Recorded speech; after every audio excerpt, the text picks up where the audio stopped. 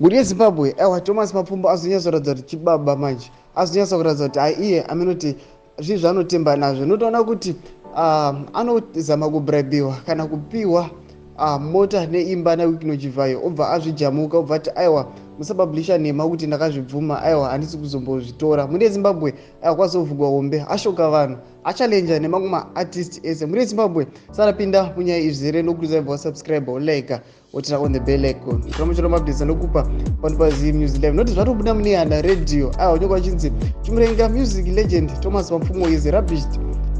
Claims that he accepted an offer of a 200,000 luxurious car and a $300,000 home from controversial businessman Wikino Chivhayo.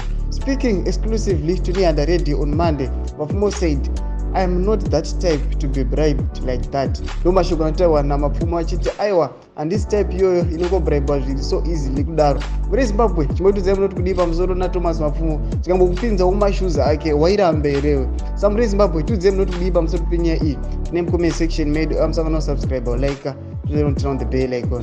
Tamochana mabdetsa ndokupa pano paZim News Live.